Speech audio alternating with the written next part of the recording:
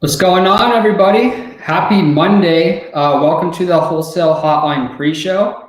If this is your guys' first time tuning in, my name is Bryce Herrera, and we are going to be talking all things driving for dollars. And we're going to be hopping on here every pre-show. We're going to be talking about other people's success from driving for dollars using the BatchDriven app. So we're going to let a few more people hop on, and then we're going to hop into this thing. But it looks like we got some TTP students in here. Good to have you guys here. Before we get started, guys, I want to know who in here hasn't done their first deal, and I want to also know what market you guys are in, right? Because that's the whole point of this show. We want you guys to squad up. We want you guys doing deals together. We even want you guys driving for dollars together. So in the comments, let me know who hasn't done their first deal, and let me know what market you guys are in. Alex says he's from Austin, Texas. If you guys are from Austin, Texas, make sure you're squatting up with Alec. Robin Hurt, good to see you here. Washington State. Awesome, Robin. Good to have you guys here. So you're not Pace. What have you done with Pace? So we are hosting the pre-show, and what we're going to be talking about is driving for dollars. So for those of you that don't know me, I actually work on Pace's acquisition team. And the reason why I was able to get onto Pace's team was because I took action, right? I started driving for dollars, and I actually partnered up with Pace and Cody, and I actually brought them one of the deals. So because I was taking consistent action, because they saw that I was using the BatchDriven app, they decided to hire me on here full time. So I was actually part of the acquisition team, and I was calling warm to hot leads. So I've done some wholesale deals. I've done some creative finance deals. I've done, seller finance or subject to. So that's why I'm on here. I got promoted to kind of push, BatchDriven app and to show you guys the possibilities is if you just take action, right? So that's what we're going to be covering today is, if you haven't gotten your first deal, a great way for you guys to actually get started is to drive for dollars. So that's what we're going to highlight today. If you guys have never seen me on here, we actually go live Monday through Friday at 4:30 p.m. Mountain Standard Time on the BatchDriven YouTube. So if you guys are looking to get started driving for dollars, I actually go live, like I said, every single day, 4:30 p.m. to answer all of your guys' questions. And also, guys, if you're looking to get started, what you guys can do is follow me on Instagram, right, at BatchDriven app on Instagram. So if you guys have questions about driving for dollars, make sure that you guys hop on there, and I'll be sure to reply to you guys. I don't mind hopping on phone calls with you or actually taking you out in the field to drive for dollars. So let me go through the comments here and see where you guys are tuning in from. In Northwest Invest, I'm just messing with you. I understand. Awesome. So it looks like Javier, I'm driving for dollars and have a VA cold calling to pre-qualify. That's what we're actually doing now. So I'm actually going out to the field, and that's why I want you guys to follow along on Instagram, right? I'm actually documenting my day. I'm making a minimum of 10 posts every single day, and I'm showing you guys the houses that I am actually adding to my list. We're giving you guys scripts, everything that you need to do to get your first deal. So awesome, take action and don't have the shiny object syndrome, which is actually what we're going to talk about here in the upcoming minutes. Awesome, guys. So we got quite a few people hopping on. Got some Philadelphia, awesome, San Diego, TTP, New Jersey. Awesome, guys. Kelly says, Bryce, I love him. Kelly, miss you. Not yet. Virginia. Awesome. So guys, a great way for you guys to actually get started in this business is driving for dollars. So let's see who else is squatting up in the comments. I want you guys doing deals together. Understand that? Just started last week, still working on my first deal. Awesome. So this is going to be a great episode for you to actually learn. I mean, driving for dollars it's not rocket science. It's super easy to do.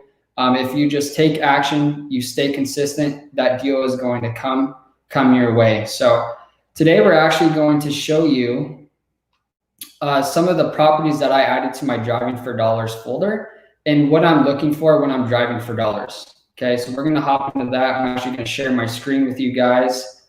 And then hopefully next week, we're going to have, some other people that have done deals together or done deals driving for dollars, and we're going to have them hop on, and we're going to pretty much just dissect their business, what they're doing on a day-to-day basis. Awesome. So Nora, we are actually going to cover this. So Nora, I believe, is a sub-2 student as well. She's actually coming driving for dollars with me personally.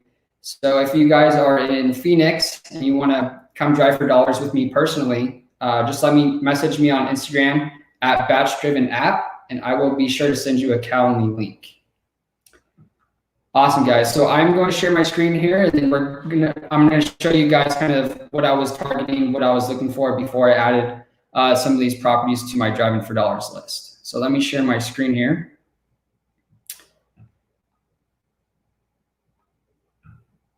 Awesome. So this is going to be the first neighborhood. When you're driving for dollars, guys, this is all done on the BatchDriven app. So if you haven't already, if you go to batchdriven.com/squad up, that's going to give you a 7-day free trial and 50 free skip traces, right? So this is going to be what I do every single night before I go to bed, is I'm going to pick out what neighborhoods that I'm going to drive for dollars in, right? So that question comes up quite often, is where do I drive for dollars? How do I know where to get started? So I would say the first thing that you guys need to do is talk to your cash buyers, right? Talk to them and say, hey, if I go driving for dollars, what neighborhoods or what zip codes are you buying in? And they're going to give you a list of important neighborhoods that you need to start driving for dollars in, right? So another cool thing that I want you guys to do is go on the aerial view, and you can actually find non-HOA neighborhoods, right? So this is going to be an area that has a lot of trash in the backyards. Maybe there's some junk, you can actually tell by the roof as well. You'll see some houses, some neighborhoods that have a bunch of tarps. So this is actually the first neighborhood that I chose. And what's important to understand is you don't want to just bet all options on one neighborhood. For me, I try to hit 50 houses every single day. So I knew that I was not going to hit the 50 houses in this one neighborhood. So I actually had 3. I had 3 backup neighborhoods just so I was driving for dollars efficiently, and I knew exactly where I was going. So this is what the neighborhood looked like before I actually went out in the field. Added about 23 properties just in this little area, and then I ended up getting the additional houses in the other neighborhoods. So let me go back here, and then I'm going to show you guys some of the houses that I added. So stay tuned for that. Share it again. And if you guys have questions as far as driving for dollars, make sure you're adding those, in the comments, so I can be sure to add them when we're done. So I always recommend, when you're driving for dollars, make it fun. Go out there with your friends and family and actually start driving for dollars. And you want to turn it into, a time for you to listen to maybe a podcast. So I listen to a podcast every single day when I'm driving for dollars. You just want to be, as efficient as possible, kill 2 birds with 1 stone. So this is actually the podcast that I listened today. This was only 25 minutes. So I also listened to one of my audiobooks. And then you guys can see every Monday, this is kind of directly towards the sub-2. That's a great podcast. That is a great podcast there, brother. Right. I love it. So each Monday, guys, this pretty much directs directly to the sub-2 students because we're doing the 1 door away challenge. And I can talk about that later if you guys are interested. I want you guys to create a driving for dollars list every single Monday, right? Every single Monday, you're going to create a folder so that you're adding these ugly properties into this folder, right? So I always do that. And then, that question comes up like, how do I know where to drive for dollars? If you're actually driving for dollars, you're going to see areas where people are buying fix and flips, right? So this is an obvious area that I want to be driving for dollars in. You guys can see here, there's going to be dumpsters. There's going to be brand new windows. This is a cash investor that already picked up this property. Okay, so that's going to be one thing that you guys need to look for, is an area where cash investors are buying in that neighborhood. And also, before you're adding these properties to your driving for dollars list, guys, there's going to be 4 different things that you look for before you add it to your property, right? So the first thing that you're going to look for is landscape, right? Are the weeds overgrown? Is it dead grass? And then the second thing is going to be the exterior distress, right? So does it need paint? Are the windows broken? Are the windows boarded up? And then the third thing that you're going to want to look for is the roof, right? Does the roof have holes in it? Does it have a tarp on it? That sort of thing. And then the fourth thing, and this is probably going to be the most obvious, is, broken down cars and junk on the side of the house, right? So this one hits 2 or more pillars. You can see that there's not even any shingles on this house. So that's why I added this one to my driving for dollars list. So it has to hit 2 or more pillars before you add it there. And then this one here, this is in Mesa, Arizona. And you guys can see here, terrible landscape. And then on the side of the house, there were some broken down cars. So this is someone that I want to get in contact with. This is someone that could benefit from a cash offer.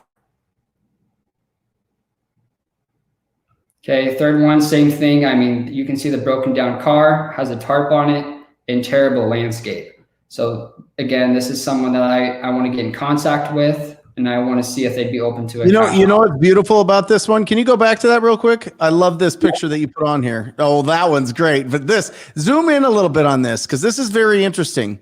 So right away, I would assume that this is probably a rental property. And the reason I say that is at some point, somebody put a new roof and a new garage door on there, right? And somebody has let go of the landscaping. It's probably a rental that's been around 2 or 3 years. You're always looking for little signs. What is the improvements that they've done versus what is the wear and tear that's going on with this property? So I'm thinking about the psychology of the owner of this property. If he or she were to drive by, right, and be like, what is going on with my house? I've had this, right? I've been like, what is going on here? I've been away from this property for like 112 days and now it looks crazy, right? And then all of a sudden you start getting little notices, little warnings from the city or the neighborhood services department in your community saying, hey, you got to clean this up. Hey, you got to clean this up. Yep. The other thing that I wanted to mention is look where the trash cans are located. Okay.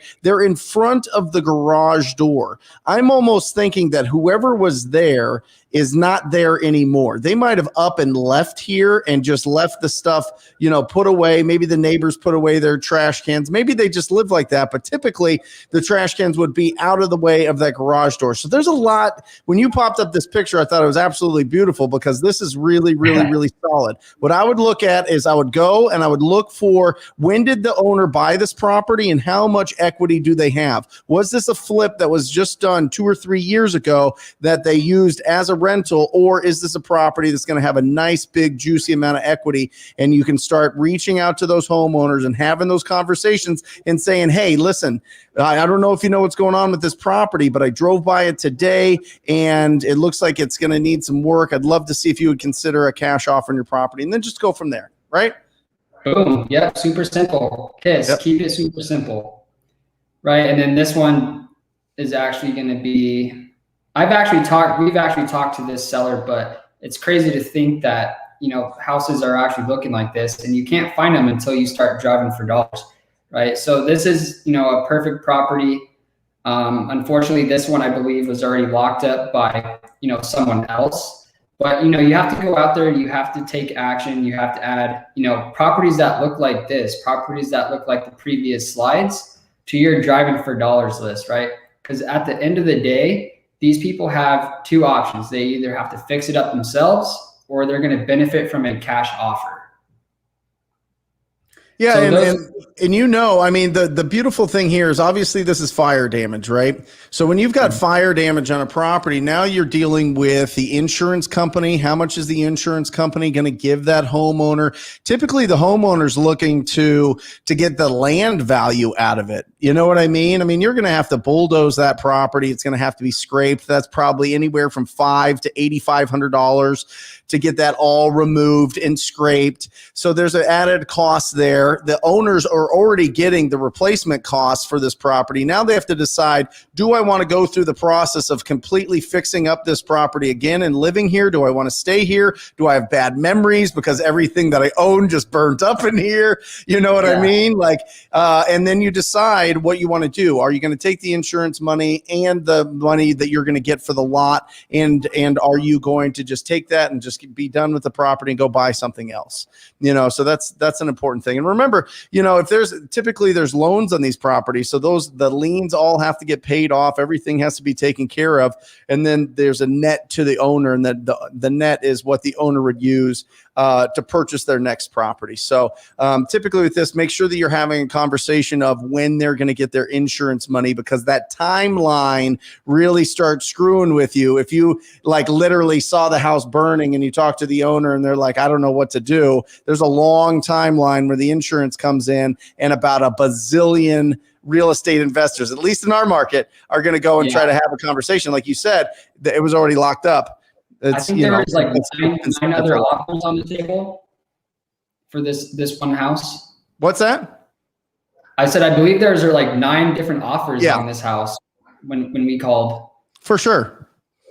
So that's why the reason I want to mention that to everybody is if you're competing with a ton of other offers in the marketplace, but you're like, oh my gosh, this is the worst of the worst of the worst house. Well, yeah, fire damage properties it's the timeline's longer and they can stack and leverage your offer. So don't just hold on to that lead and be like, oh, if I get this deal, it's going to be so crazy. I'm going to get it so super cheap. It's going to be incredible. And then they have a ton of other offers, and then you're wasting your time and you're feeling, deflated a little bit because you didn't lock up this special deal that you had in your mind.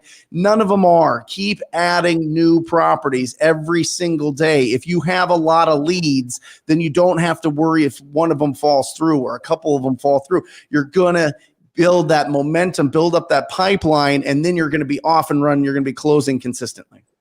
Yeah. So like today I added 55 properties that looked beat up. I try to hit a minimum of 50 because this is what I do full time now.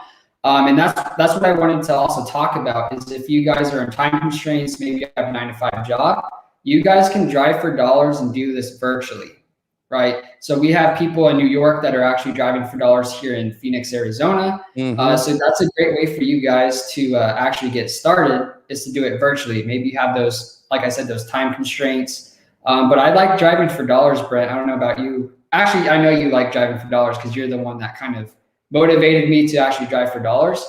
But I like it because it's cost efficient, right? I did my first deal with about $250. Yep. So it's a great way for a lot of people to actually get started in this business. Well, and listen, there is a real discussion about quantity versus quality. I believe in my heart, if you want to do 25 to 30 deals this year, listen to this, 25 to 30 deals. All right. Go find the 1,000 most ugly properties around surrounding you. All right. And be absolutely obsessed with them. I'm talking, you're knocking on their doors, you're calling them, you're texting them, you're sending them handwritten letters. You're doing whatever you can to find the 20 to 30 deals in there that'll sell this year. And you are so super, super, super focused on just those. You block out everything else. You can be wildly successful with that. Now, it's not sexy. People love going after giant lists. People like getting into a nice rhythm with their calling or their door knocking or whatever else. But I'm telling you, if you have 1,000 of the ugliest properties and you put them on your stalker list, I am telling you, you're going to have an incredible year. And if you're in our market, right? I mean, we're talking $20,000 to $30,000 a deal, right? You're talking anywhere from $400,000 to $600,000. If you just find that 1,000 ugliest properties around you, just here in Phoenix, it can work anywhere else for sure. Yeah, and I think that's another mistake that I made is I had, the shiny object syndrome. I listen to your podcast religiously. I listen to Cody Barton on Steve Trang's show as well. And Cody pretty much just laid out his blueprint, and I copied the exact same thing. I drove for dollars 6 days a week. I added 25 to 30 houses every single day. I'd go home and I would cold call those using your script as well. And lo and behold, after the 2-month mark, which I know it wasn't sexy, I understand that, but I actually found that deal just from this one application, right? So, and that's what you're talking. That answers this question down below, right? Yeah. Can you tell us how you closed a deal at 250? Yep, that's exactly what I did. I mean, I quit my day job. I was doing Uber Eats, and that's how I was getting money to have gas in my car, right? So, I mean, a lot of people are actually having side hustles like flipping couches, that sort of thing. I mean, at the end of the day, you just can't make excuses if you want it bad enough. Yeah, 100%. I mean, and here's the thing, you don't have to have a huge budget. And that's kind of what we're going to be talking about in the main show here. Some of the mistakes that a lot of people make as you're starting out or whatever and building it. But it really, you know, if all you have is your talent and your efforts, you can really do a lot of damage with it if you're just brave enough to pick up the phone. And you were, right? Did you call them? Did you text them? How'd you get that deal? I was actually cold calling them just off my wait, real quick. What'd you make on that deal? 10,000. Come on. No big deal. Just a $9,750 net. Come on. Yeah, and it was more so just the proof of concept, because this is kind of what I've always wanted to do, but I didn't have the budget to get started. So that's why I leveraged, you know, driving for dollars, because it's going to be the most cost effective without a doubt. Well, and I think about it all the time. I think about, okay, when I first started, and all the confusion and all the kind of murkiness on what you do to find deals, and people were talking about, well, you have to buy them at the foreclosure auction, or you have to know somebody that finds deals, which were essentially wholesalers, and you have to, you know, go after the pre-foreclosures, and you have to go after all these little things, you know, it was all like a mystery. Literally what we're trying to do here in this last 10 minutes is like totally get rid of the mystery here. Literally, you get an app called BatchDriven, right? It goes on your phone. They show you all the distressed properties that you can drive to, and you have an option. Go knock on their door or pick up the phone. That's it. Or you can do handwritten mailers. You can do something like that, but that's more of a passive way to do it. You just go out there, and then people go, well, wait a second. What do I do if they say yes? Right? You get a ton of different resources here for the paperwork, but you get a contract, a simple contract. You can, if you don't get it from talktopeople.com or Pace's contract at sub2.com, then you go to your local title company or closing attorney and say, hey, I'm interested in investing in real estate. I need your best investor-friendly, wholesaler-friendly contract. Can you give me a copy of that? Now you have a contract. You go get that signed up. Now you're off and running. So I want to get rid of all the mystery, and I think you're doing a fantastic job of showing the properties that you have shots at, that you have potential at. Because remember, only 6 to 10% of the market is in distress. So we got to focus on that. That's why we drive for dollars. That's why we look for these opportunities. So sorry I kind of butted in here, but I thought you were just cruising. I appreciate it. I really appreciate it. So I wanted to pop in here. Yeah, and guys, I do this. I go live Monday through Friday, 4:30 p.m. Mountain Standard Time on the BatchDriven YouTube. So if you're like, how do I drive for dollars? How do I do it virtually? How do I do this and that? You guys can tune in and you guys can ask your questions there, or you guys can follow me on Instagram at BatchDriven app, and you guys can send me messages on there. And I'm more than happy to help you guys. And that's kind of my main priority, right? Is to be a moral support for you guys. I know we're actually doing it's called the One Door Away Challenge with all the Sub 2 students right now. And what we're doing is putting together 30 action items for you guys to actually do to get your first deal or your second or third deal. So that's going to go public April 1st. And if you're thinking about getting started, you kind of don't have, you know, that community build around you. That's what we're looking to build, right? We want people that are trying to get their first deal, that are, you know, need that moral support, that extra push to actually, you know, pick up the phone and cold call, right? So stay tuned for that. That's going to be going live April 1st. Incredible. What side of town are you at? Where are you at right now? I'm actually at the office, the Lemon in Tempe. Nice. But I personally live in East Mesa. I love it. And do you find yourself driving closer to where you live or closer to the office, or are you kind of expanding? How does that work? And what do you suggest people do? What do you suggest that they do as they're starting to build their list? So I've always gone on like the BatchDriven app and popped up the aerial view, and I'm trying to find, neighborhoods that are non-HOA. There's junk in the backyards, there's trash. And I'll actually just go drive for dollars kind of in my area. I've been targeting a lot of mobile homes in Apache Junction just because I know Pace and Cody are buying in that area. So I know if I lock up a property, I have someone that could actually buy that contract. Love it. Right? So I think that's step number one is, talk to your cash buyers, figure out, what areas they're looking to drive for. They want you to drive for dollars in. Yeah, I mean, listen, the reason that wholesaling exists is because real estate investors and flippers don't want to go out there and find their own deals.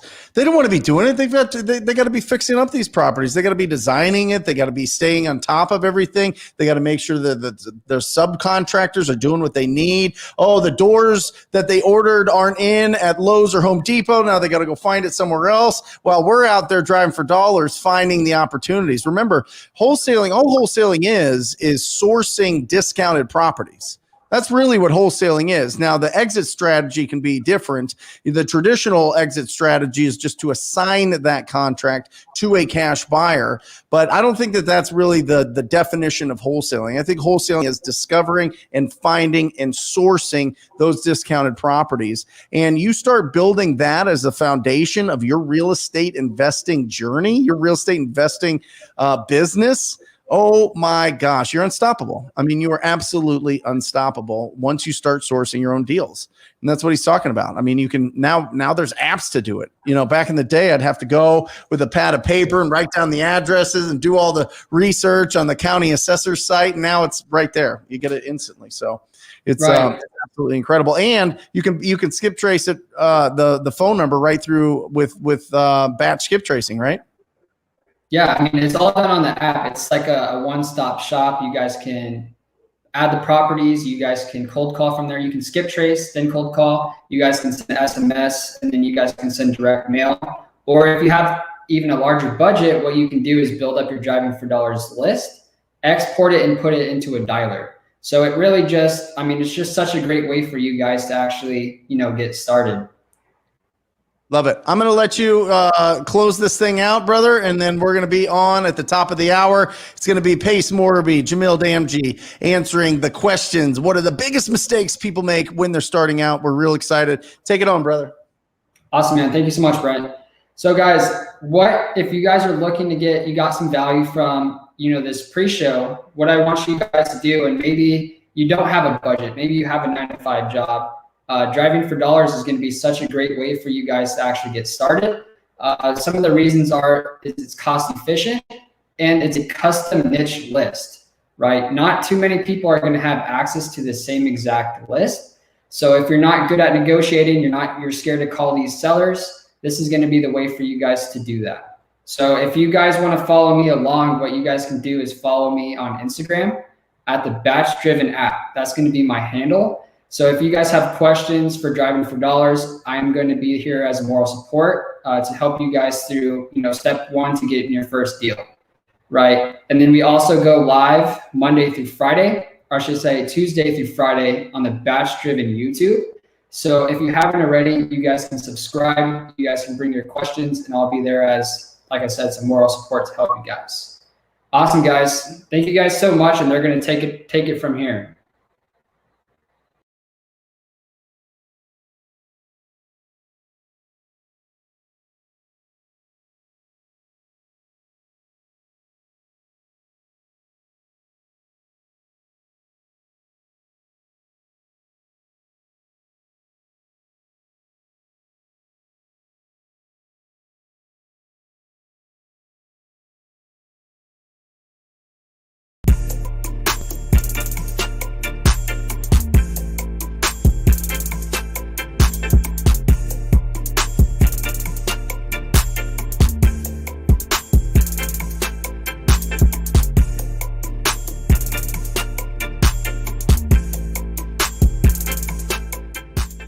Welcome to Wholesale Hotline, where we cover everything to do with wholesale real estate. I'm Jamil Damji. I'm Brent Daniels. And I am Pace Morby. And together we cover the most important parts of wholesale real estate. Lead generation. Conversion of sellers into contracts. And dispositions. Guys, remember when you're watching this show, do us a favor and squad up in the comments. Make sure that you are liking and subscribing to the YouTube channels and in the Facebook group Wholesale Hotline. Most important, we want to know we're doing a great job for you and helping you build your business. So go give us a review on iTunes and or Spotify. So squad up and enjoy the show!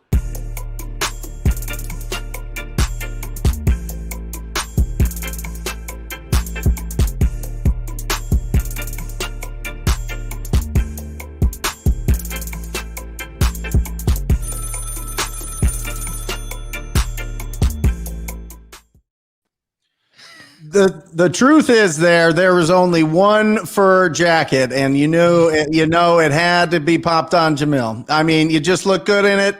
It's your wife's coat, you look fantastic. Absolutely fantastic. Welcome, everybody, to Wholesale Hotline number 55. It's going to be a really, really, really in-depth, and we're going to really peel back a lot of the layers, a lot of the mystery, a lot of the kind of uncertainty that you might be feeling about getting into and being a real estate entrepreneur, okay? This whole show is, and we really, really, really need your guys' participation in this. We really need a lot of really strong questions this week so that we can just answer everything and make sure that you feel confident going out starting tonight or tomorrow and going after really great opportunities.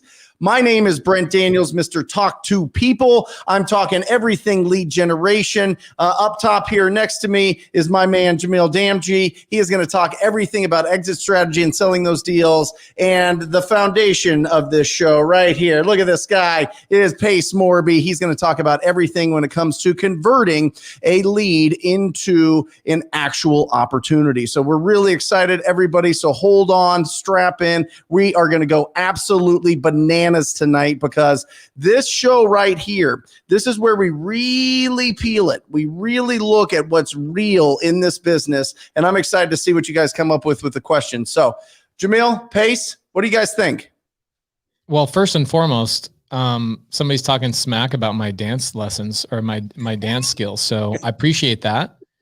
Bro, I already see like 5 or 6 questions in the comments that are so stinking good. I am so excited about today's episode. Good to see you, Jamil Damji, with no hat. I'm starting to get used to the look, man. I'm getting used to it too. I put a hat on this morning to go to the gym, and I'm like, oh, who that guy? Oh no! So every time, you guys know I have versions, right? There was Jamil 1.0. That's double chin beard. There's Jamil 2.0, which is new beard, same hat. This is Jamil 3.0, new beard, no hat. Mm-hmm. So let's go. Also, I wanted to just add, today's episode is extremely juicy because we are going to talk about the 10 biggest mistakes that new wholesalers have when they start, how to avoid them, how to overcome them, how to run through them, how to fail through them, all of the above. But we're gonna talk about the biggest mistakes. And can I start with number 1? Please. It's actually a Brent Daniels question. I think nobody better on planet Earth to answer this question than Brent. And Brent, by the way, dude, that nugget last week about the 7-layer dip. Like, so good, bro. I've talked to 15 other people about that exact thing. I went back and like deep dived into it, found out kind of where it came from. I like the spin that you put on it. I like the way you talk about it. But the 7 layers of why. Oh my gosh, so good. I literally got to like number 4, and I had to stop and pause and turn everything off for like 2 hours until I figured out all the way. I'm currently only at 6, bro. You can't fake it. You cannot fake it. It is so good. It actually forced me to go back up to number 2 and 3 and rewrite them, because I was like, whoa, it was so, even a guy that's doing a lot of deals, it put me in a position where I was like, wow. So good. Anyway, thank you for that. I have a great question. On the warm-up show, it was one of the last questions and it didn't get answered, but it's one of the best questions. I've seen you answer this before. I'm wondering if your answer is the exact same way. Okay. But the number one thing that the number one challenge with wholesalers, I feel like, is fear. Mm-hmm. That's the number one mistake that they make, is having fear. And the number one thing that keeps them from being successful would be fear. So the question actually is up here, and they said, what would you guys say to help somebody get over the fear of calling sellers? I love it. Two things. Okay. There's two things at play here. All right. Number one is the fear is sneaking into your brain because you're not in constant action. What happens is when you are taking action all the time, you don't have time, right? You're reacting. You're building up. The synapses in your brain are starting to run and they're starting to go, and you're starting to figure out what's going on with this conversation, with this situation, with the way that you're feeling, with what's boiling up inside of your belly or in your mind. You're starting to get all these different kind of emotions, all these different kind of feelings, all these different things. But fear gets destroyed by action. When you're in that, all of a sudden the fear starts going away and you start to realize, wait a second, I'm just talking to another human being here. I'm just working on seeing if there's somebody in my community that needs my help. And I'm just reaching out and I'm trying to see if I can find that person. There's going to be plenty of people that I talk to that don't need my help right now, but I'm just looking for that one person. So you're looking for you got to balance that cause and effect, right? The cause is I'm scared. People are going to get mad at me. People are going to tell me to get a real job or whatever else, or yell at me and scream. Or you could focus on the cause, but the effect is at some point you get in front of somebody that can absolutely, truly use your service. They absolutely feel the value that you can provide them by helping them get rid of their property as cleanly and as smoothly as possible. And that's really what we do. We try to find people that are in that position where they need the help. They don't want to list it with a real estate agent. They're about to lose it to foreclosure. They're going through some sort of emotional distress in their life, or they just can't fix up the property anymore. They can't handle it. There's a million different reasons why, but if we focus on the effect of what we do, what our actions are, we win every time. The second one is you got to be grateful. You got to be grateful. One, you got to be in action all the time. If you're in action, you're going to kick ass. You will win. And once you start winning a little bit, you start stacking all those wins and you are off and running. The second one is to destroy fear is gratitude. Gratitude. What are you grateful for? What is it about your life? What is it about your situation? What is it about just you being able to be an entrepreneur right now? Like, all these things are so absolutely critical when it comes to destroying that fear. We fear because we're not in action, and we fear because we're not grounded in what we're grateful for. May I jump in on that? Yep. Before you jump into that, can I just say, guys, everybody in the comments that has fear of calling sellers, I just want you guys to type yes. I want to fill up the comments real quick. Let's see who has fear of calling sellers. And I just want to see who is struggling with that issue. Jamil, what do you got to say, brother? So fear is a funny one. I love it because I listened so much to different opinions about it, how to understand what it is, how to transcend it. Is it a manifestation of the subconscious mind? Is it useful?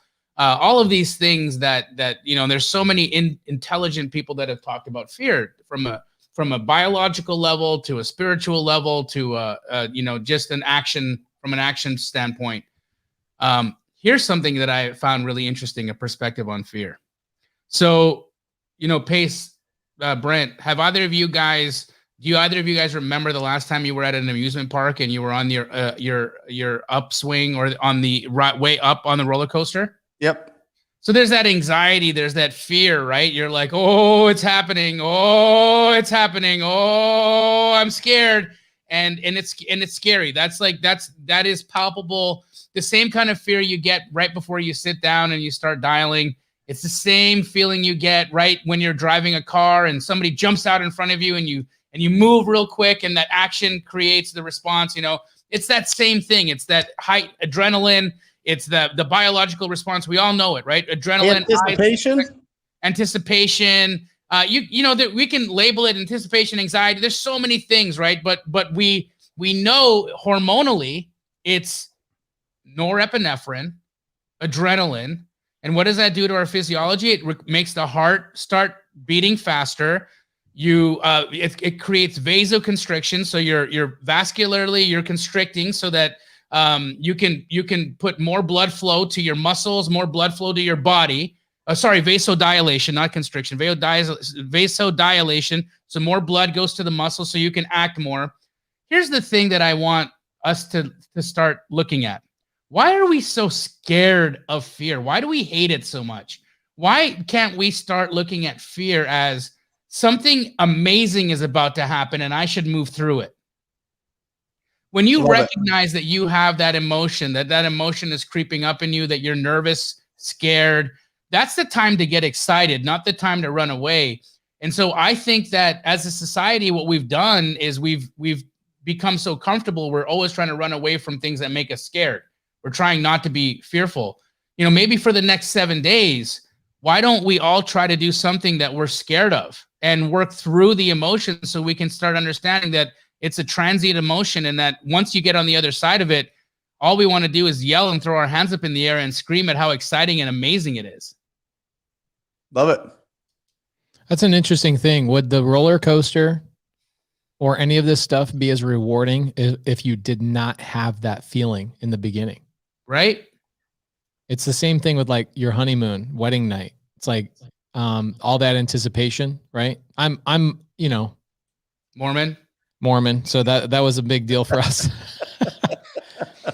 But that's an interesting thing. Like, would it be as rewarding? Your body is almost setting you up for a larger reward. I like grateful. I love the roller coaster. I actually wrote these down, guys. Like, I love these analogies so much. I think along the lines with grateful, I would add to grateful, understanding what power you have, and grateful that you found this opportunity. Because one of the things that was really challenging, I had a girl named Anna working for me when I first transitioned to wholesale full time. And Anna was on the phones. And about a month into it, she's like, I just don't like this. I don't understand it. Like, I go, hold on. What do you mean you don't understand it? She's like, we're just trying to get discounts on people's houses, and I don't know why they would ever sell to us. It doesn't make any sense to me. So I sat down with Anna and I was like, I am so sorry. Come meet me over at my house. So she came over, meets me at my house. And we go through, by this time, I'd probably already done 300 deals. And I go through this big, long Excel sheet and I go, hey, let's start from number one, the first deal I ever did. And I want to tell you what problem. So instead of us talking about all these big checks we get on these houses, right? I had this house where I helped this lady rehouse these bunnies. And I had to sit down with Anna and I said, the reason why I bought this house, I actually had Keegley dispo that. It was my first deal ever. I made 25 grand on it. I didn't even know what an assignment contract was. When they were like, yeah, send us an assignment contract, I was like, hey, Jamil, your team's asking me for an assignment contract. I don't know what that is, right? That's how little I knew, okay? But what I did know, being a business owner, is that my product has always been and will always be solving somebody's problem with my product. Mm-hmm. And we all have to be grateful that we have a product that truly does solve people's problems. So the reason why they sold the house to me instead of the district is who I was up against. They sold it to me for $15,000 less than what the district was offering. And the reason being is because I helped her rehouse her bunnies. And so now when I have people that don't quite understand what we do, I go, yeah, you just got to find the bunnies. You got to find the bunnies. Like, what do you mean you got to find the bunnies? I'm like, you got to find what that seller's equivalent of the bunnies are. That's what you're doing. That's all we're doing. Best stew I had all year, bro. There, Jamil ate them up. So you've got to be grateful for the fact that you have a tool that truly helps people. So think about this. There's all these people out there selling soap and all this like MLMs. And I'm not saying you can't make money in MLMs, but man, it's really hard to buy into that. We have a product that's very easy to buy into. And I think your grateful comment here is so impactful because that's what got Anna. So check this out. Next week, Anna gets her first deal under contract. We make $58,000. And because she truly understood, and shout out to Zach Keeps, I assigned that to Zach Keeps, and Zach Keeps was like, I'm going to take this down. I'm going to fix and flip on myself. And then he wholesaled it above me for another $50,000. I still bust his chops for that every once in a while. So Anna goes and gets that deal. And I'm like, dude, what an amazing, you did it. She goes, yeah, because now I understand what we're doing. So you guys have to understand what we're doing is not looking for discounts. What we're doing is looking for bunnies. Okay. So utilize this amazing business that we have. We're so lucky to be in. I couldn't imagine doing anything else. I have so much belief in what we're doing that I get excited to call sellers. So I still have that anticipation, but it's no longer a fear anticipation. It's more an elation, right? Like a roller coaster type of feeling, like, oh my gosh, this is going to be great. So I really, really like that. And Jamil, the roller coaster thing brings it home for me. So thanks for those analogies. You lead into number 2, which I have written down as focus on the pain, not the price. And so that's the thing I think that a lot of new investors are falling into, is that they're focusing on the price. Just like you had Anna say, I feel wrong. I don't feel like anybody's going to want to ever sell me a house at pennies on the dollar. How do I justify that ethically? I don't feel right about making lowball offers. And it's a reframe of the whole thing. It's not a lowball offer when you're solving a problem, when you're helping people get through their pain, helping people create a solution. You're not doing anything that's unethical there. You're doing something actually additive to the entire situation. Well, and I think it's really interesting, just to kind of add on to that, Jamil, is I think you need to learn early on who determines value, right? Always you want to know who determines value in a purchase situation? The buyer. Every time. It's not the market. It's not the seller. It's not the real estate agent. It's not the appraiser. It's not the courts. It's not Zillow. The buyer determines the value. And a beautiful example of this, and we all went through this here in Phoenix, there were literally houses selling for $200,000 in Maryvale. In 60 days later, we're selling for $20,000. And people were like, not bidding those up. They were literally, that's how it went down. Like there were no buyers, right? That's the values went so far down to where the buyers determined, okay, I'll take a risk on this property right now. That used to be 200,000, now is 20, 15,000. I remember seeing this. I remember being at the auction, seeing this and being like, oh my gosh, this is crazy. Like the power of buyers is everything. So if you're the buyer out there and you're going into a situation where you are negotiating with a distressed property owner, you determine the value, right? This is what you believe this property is worth to you at this time. All right. And that's what you're negotiating from. And I highly suggest that you get a financial backer on every single deal, that you could close it if you needed to.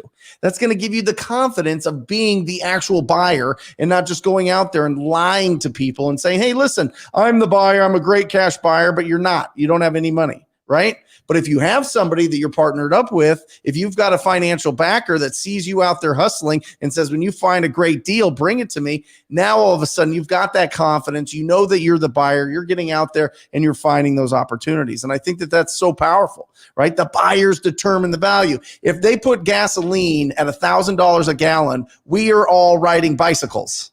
All right? We are. You know what I mean? It's just the buyers determine the value.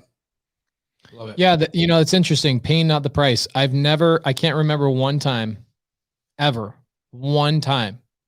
where I bought a property discounted where I didn't find the bunnies. Right? There's never been a time where somebody's like, yeah, I'll sell my property at 60 cents on the dollar, 70 cents on the dollar, or 75 cents on the dollar, whatever the number is. I'll sell it to you all cash. Let's go 10 days, 30 days, whatever. I've never bought one where somebody's like, yeah, that's all right. Sounds good. And it's just some lap deal. Now, there's been the deals that I call lap deals, the ones that just fall in your lap. Those ones are people that just readily give you their pain right up front. Like, I am struggling with X, Y, and Z, and I need help. And it's like, great, we can solve that problem. And that's a lap deal where they're presenting the bunnies to you. Like, here's my bunnies, please help me out, right? So pain, not price is 100% what we do. Bro, that's a great number 2. I love that. That's a great number 2. I love it. Are you going off of a Jamil list right now? Yep. You got a number 3, Jamil? That's Brent's. There you go. That was mine. Not price. Yeah. Well, and listen, it's interesting, right? You need 2 things to make a really good deal. If it's a wholesale deal, if it's just a straight purchase, right? If it's not something creative like you talk about, Pace, you need motivation and you need equity. There you go. So those are the 2 things. And I feel like, we're throwing out a lot of terms and people, I'm trying to think, guys, like I'm trying to put us into our minds of us when we're brand new, just squishy, just everything is kind of getting absorbed, and we really want to make sure that people are on the right path with this and make sure that we're as clear as possible with what we're talking about. But what it really comes down to is there's people that are in distress in your market. Find them and get in front of them and have the confidence to do that. And I think there's been some great comments on the side here that said, squat up. If you're scared, squat up. If you're scared, squat up. Squatting up's the best part. It's absolutely true. It is really difficult for anybody. I don't care if you've just got like an iron, will, and you're going to make this happen. It's really difficult just doing it from your bedroom. Well, your parents or your roommates or your wife or your kids are like, what are you doing up there? You're just cold calling people that have ugly houses? What is going on here? You need to surround yourself with people that understand what you're doing because they're doing it themselves as well. So I do have another. If Brent's number 4, the next one that I had was, it's not you, it's them. Success is a product of timing and consistency. I tell people that all the time. It comes down to 2 things. It's them. It's not you, it's them. Yeah. I love it. What do you mean? What do you mean it's them? What do you mean, Jamil? Well, because a lot of times what happens is a new wholesaler starts, they get on the phone, they're trying, they start making contact with sellers, and then all of a sudden they lose the deal and they think it's them. They think that they're not good on the phone. They think that they couldn't build rapport. They think that they did something wrong. They didn't have the magic script. They don't have the magic list. They don't have the next shiny object. They don't have the coolest CRM. They don't, they think it's them. They think it's something they've done wrong, other than getting in front of them consistently at the right time. Truly. Yep. That's all they did wrong. The only thing, and it's never you, it's them. They weren't ready when you called, but then when they were ready, you didn't call. That's why the question of quick story. Please. Real quick, let me just this little one. The quick one of, well, what if I follow up on these leads too much? There is no too much. There's not too much. It's timing. Get in front of them. They're going to make a decision. Go ahead, Pace. Sorry. So in the very beginning, it was just me and my wife, Laura. And Laura's in real estate, so she knows how to talk to people, and she was doing all my follow-up. And I'm sorry, she wasn't doing my follow-up. I was doing the follow-up. So I would answer the phone calls, right? I would do the upfront conversation. I would set the appointment. This is the very beginning, right? We all started here. So I would set the appointment. I would go on the buy appointment, and then I would be the guy that did the follow-up. What my wife did is she did my reporting in the very beginning. So she would do my paperwork. She would do all my reporting. She'd work with title. She was my transaction coordinator. My wife started this really interesting thing. Every 30 days, she would go back to all my leads from the previous month, and she would find out who sold and who they sold to, et cetera, right? This kind of a thing that Keegley probably does this all the time. They go back and find all this stuff out. They find out who the buyers are. It's a great tactic. My wife found out that I was missing out on like 2 contracts a week because of one thing. I felt like I was following up too soon. So I'd play Mr. Cool Guy, right? Mr. Cool Guy. So what my wife would do, she would call these people and she'd say, hey, my name's Laura. You met with my husband last month. We're a small ma and pa. we're just starting in real estate. It would really help me, in our business to understand why you didn't sell to my husband and you actually ended up selling to so-and-so. I can see, public record. And they said, oh, I didn't know you were still interested. And my wife was like, how would you think we're not interested? And the answer was what? Why did they think we weren't interested? We didn't hear from you. Follow up. We didn't hear from you. Didn't follow up. So I can tell you that the majority of our contracts that we've lost, and we go back and watch who bought and who sold and all that kind of stuff, it's amazing to see the sellers will actually sell lower sometimes than the price you were talking to the seller for, because you simply didn't follow up. And a big part of this is that we rely entirely on rapport. Like, same thing with me. I'm great at rapport building. And so I would just rely entirely on rapport. It's all about me. Like Jamil's saying, it's not about you. It's not about you. It's about them. For me, in my stupid little feeble mind, my walnut brain, my little T-Rex brain, I thought it was about me. And so I'm like, Mr. Cool Guy, I'm going to play it safe. And I wouldn't call him. And then I'd check in 2-3 weeks later. They wouldn't call me back. Okay, I'll call him in a couple weeks. Dude, they don't remember you. They have enough people calling them. They have 4 or 5 other people calling them. They're not going to remember you. You have to be the only consistent person. So I can tell you this. When I was a contractor, one of the most important reasons why we had so much business, was I the best of the best contractor? No. Have I ever been the best of the best of anything? No. But one thing that was different is I just showed up as a contractor and other contractors just didn't show up. I can tell you wholesalers are some of the most inconsistent people ever. So if you're just consistently following up and you realize it's about them, it's not about you, Jamil's statement right there is 100%. So you need to remind yourself that you are not bothering these sellers. You have something to offer. Do not make that mistake. Make sure you are following up. And if you don't know when to follow up, here's a tip. If you don't know when to follow up with a seller, you ask the seller, when should I follow up with you? And then take that time and cut it in half. Yeah, or at least 70%. So they'd say 10 days. Yeah, follow me in a week and a half. Follow up in 6 or 7 days. Or Brent's right, it's probably half. Yep.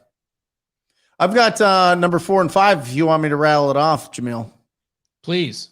All right, and this will be kind of, and I've obviously mentioned it on here before, but this will kind of let you guys open it up and we can let this breathe a little bit. But the 3 Ps and the 3 Ds are number 4 and number 5 biggest mistakes. I love these. The 3 Ps, paralysis by analysis, perfectionism, and procrastination. Those are the 3 that really take us off. And Jamil, you've spoke to this really, really well, and I'm excited to share it again today and get your thoughts on it. But it really is the truth. I mean, we can really fall down into the YouTube university, into the podcast university, into meetups, into Facebook groups, into following people's Instagram stories. We can go to looking at all the numbers and looking at the stats in our market and looking at all the different things that you need to understand, like the purchase contract and an assignment agreement, and who are the best properties to go after, and how do I talk to them, and what's the best script to use, and how do I do a lead follow-up, and how do I do all these things. Let me tell you this, and I'll let you guys take it from here with the 3 Ps. The dumbest people make the most money in our business. Oh my gosh, bro. My wife and I talk about this all the time. Laura and I were just talking about this the other day. She's like, how is this person crushing it? I go, babe, they don't have enough brain cells to even think they can't do it. Yeah. And they don't get taken down by procrastination. They take serious action right away. They're certainly not worried about being perfect. They're the furthest away from an analytical mind of all time. And the paralysis by analysis, there's no analysis. I'm going to go find an ugly house, try to get a hold of the owner and see if somebody wants to buy it. That's literally, I'm telling you. And people do that over and over and over and over, and all of a sudden they're like wildly successful, while some like really smart, intelligent person that whatever that reaches out, or as a student or whatever, is like struggling because they're like trying to get it all fit into this box perfectly, and they're not taking the action. And it's incredible to me. I mean, what are the three P's one more time? All the time. Three P's one more time. Three P's: paralysis by analysis, perfectionism, and procrastination. There you go. And I honestly don't think a lot of people, it's procrastination. I think a lot of people are just concerned that they don't know enough to be able to take action. And that's what really slows it up. They want to make sure that they've got everything in their, everything set up in their life, in their lifestyle, in their notebook that they're taking, in their, whatever, in their mind before they want to take action. And it's completely the other way around. I mean, that's why, Tom Kroll famously called it the rhino tribe. Because rhinoceroses, they just run forward. You know what I mean? No matter what happens, they just keep moving forward. You know what I mean? It was a great image. It was a great thought, and it's the absolute truth. If you're thinking, a rhino doesn't think about all of the three P's. They're just going. They're just taking action. They're just moving forward. And I thought that was a beautiful kind of analogy for that. Love that. What do you think, Jamil? I think that pertains to everything, even including scaling. Even as you get a couple of deals, there's a lot of people who are even afraid to scale, right? And like hire their first acquisition person or whatever, because they still have paralysis analysis. I see it all the time. I see these super smart people, and bro, I'm telling you, the smarter the person, the harder it is for them to get the concept of just going out and getting it done. Yep. That leads me to the next one. If I can, I don't know, Pace, I'm sorry. I feel like we're just running through all I know you've got a whole list of them there. I'll give one more before the end. I think Brent has the 3 Ds. You want to do those first, or you want Jamil to do number 6? We'll split it up. Go ahead, Jamil. Well, okay. I think that this ties into the next one I have, was lack of belief in the model or themselves. Truly. They either are not sold that this works, or they're not sold that they can do it. Is that where like imposter syndrome and stuff comes from? 100%.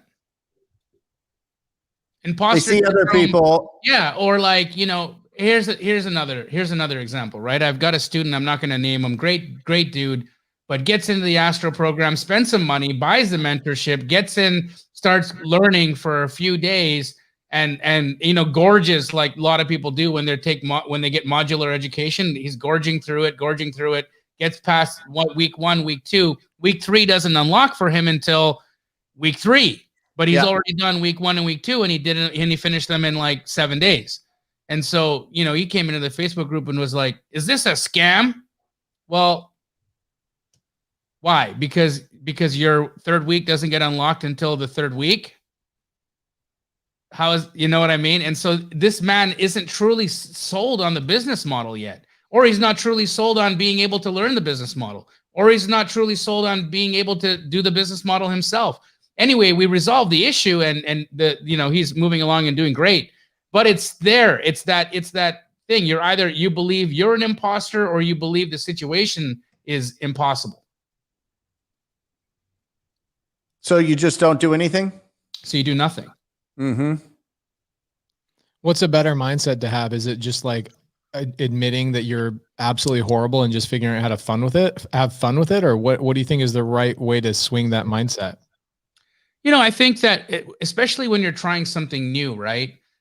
Look, if you were to tell me that people, when you do a complicated heart surgery or a brain surgery, they almost take you to the point where you're like physically dead, and they do the procedure and then they bring you back.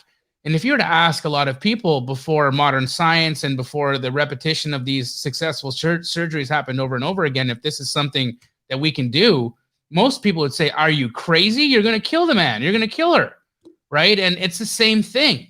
It's until we do it, you don't believe it's true. So you just have to go through it. You just got to run through that situation. And a lot of time it's just like watching a movie. There's suspended disbelief.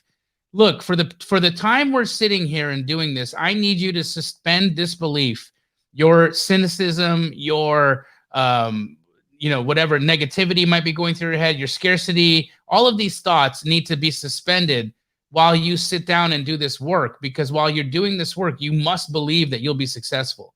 You must believe that this will work, because that is the only process that's going to lead you across that line. Well, it's the only process that'll get you to take action, to start the momentum, to start just getting in your car and driving and finding an ugly house and putting it into BatchDriven and then reaching out and starting it. It's stacking it, right? And it's just doing it little by little by little and being surrounded by the people that are doing it.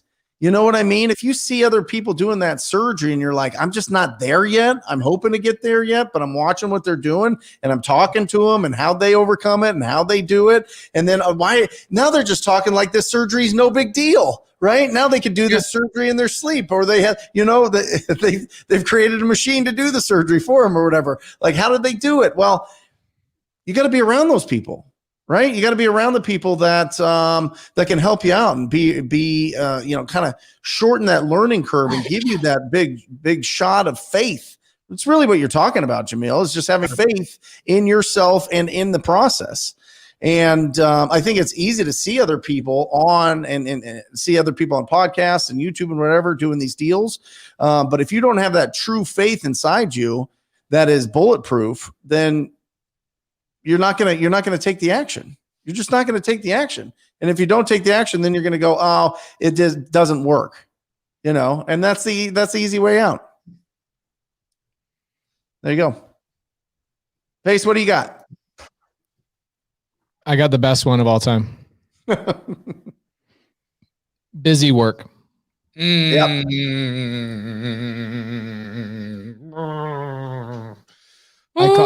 Can I say some bad words on here?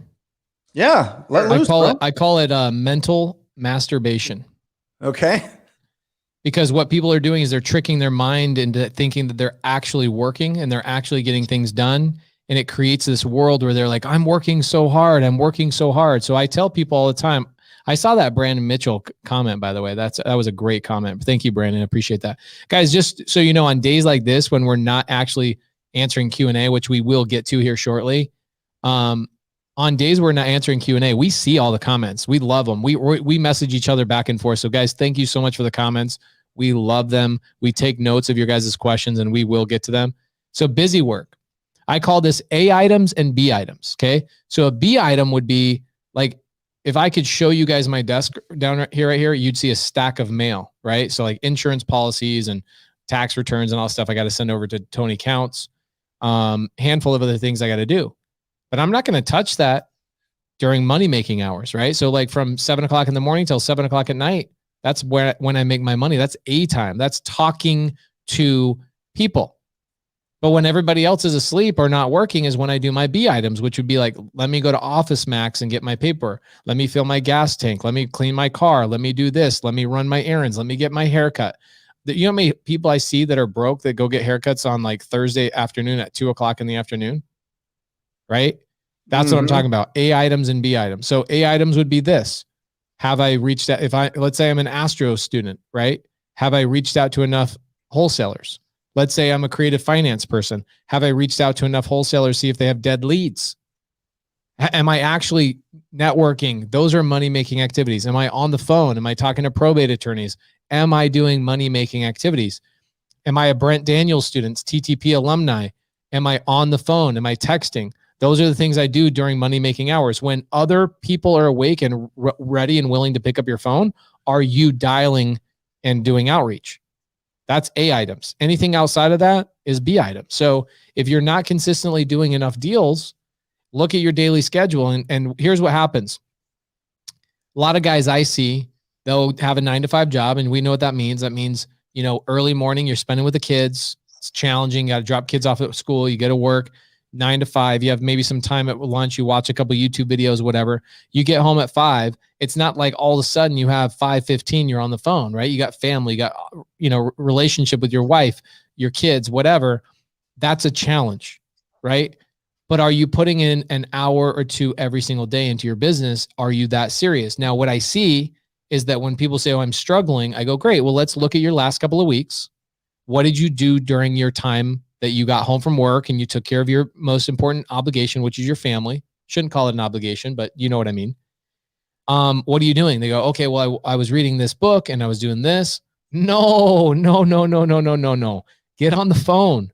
Reading books is for Sunday, man, or during your lunch break or something along those lines. When you have that hour, that sweet time, you need to be on the phone. So busy work is when you get home from work and you just veg out and you listen to, let's say, an audiobook the whole time that you're home. You just wasted that whole evening. You got to get on the phone, network with people. Even then, here's what I would do bare minimum is I would be watching Wholesale Hotline with other people. I would be multitasking, driving for dollars and listening to Wholesale Hotline. I would be saying, hey guys, let's have a watch party. Like we did for Jared Frankham and his team. He won a trip out here to Arizona for having the biggest watch party for Wholesale Hotline. Like do it, multitask, right? So busy work.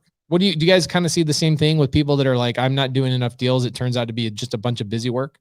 100%. Creative avoidance. Yep. That is the PG Damn, that's so much better than busy work. No, it's the same. I think you said mental masturbation. Yeah. I creative avoidance is there too, because we find ourselves coming.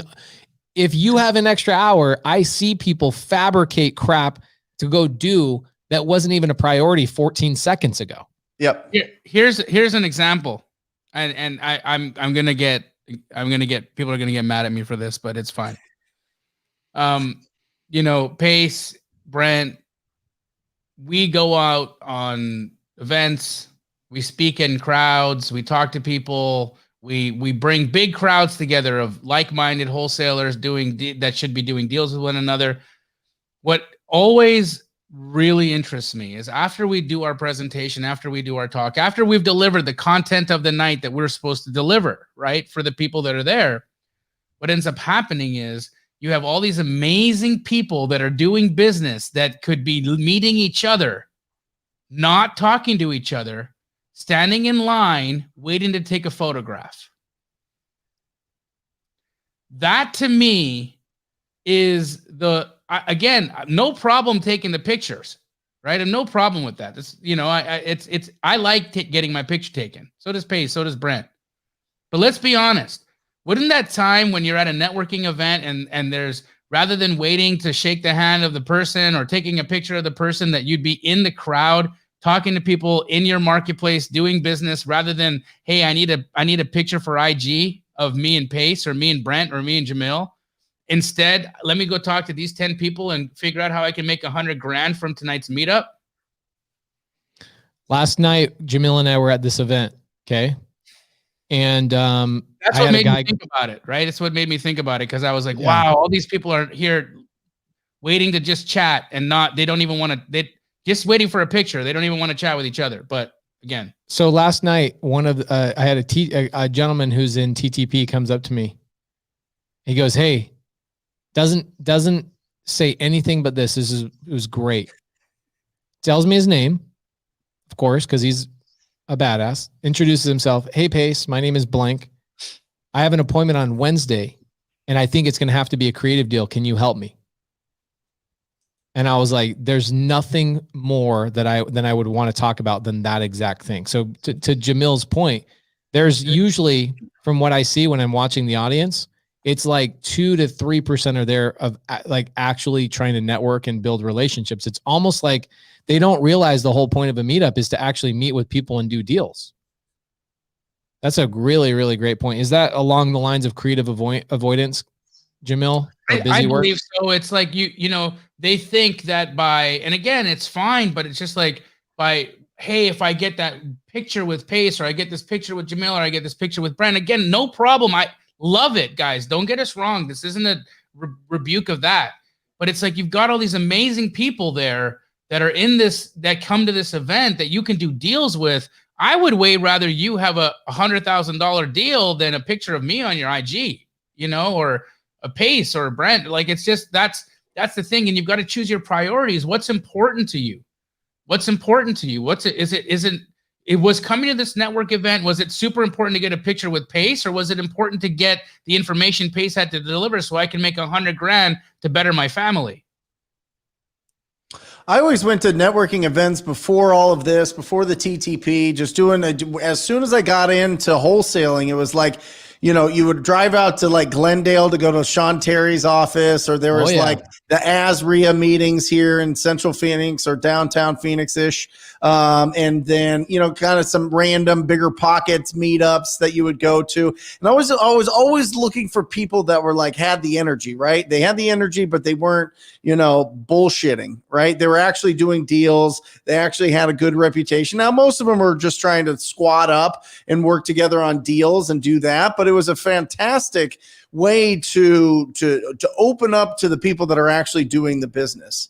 And you can tell the people that are actually doing the business because they're not so much, you know, they're not there so much with the notebook, right? And the tell me the 5 things that you do to get deals type of thing. They're just kind of networking, and they want to know about you, and they want to know what you're doing to find opportunities, what your specialty is. Are you a fix and flipper? Are you a wholesaler? Are you somebody that owns a bunch of doors or whatever it is? And that's how you really start generating those relationships. And I found fantastic cash buyers from that. I found fantastic friends from that. Actually, from that meeting, guys, I met Billy Bell.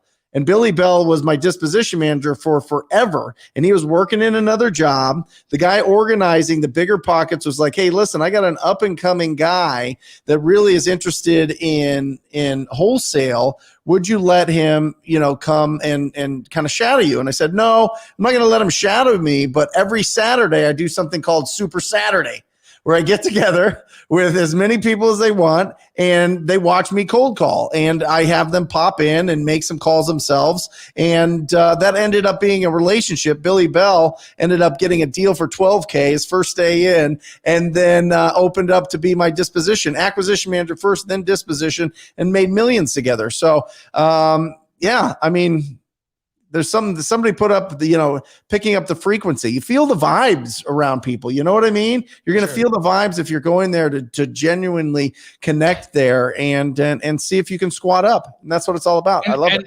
Again, like, Robin put up there, and I apologize for putting this out. She said, some of this is giving me a spanking. It's not meant to, sweetheart. Everybody loves you. You're amazing. It's not about that.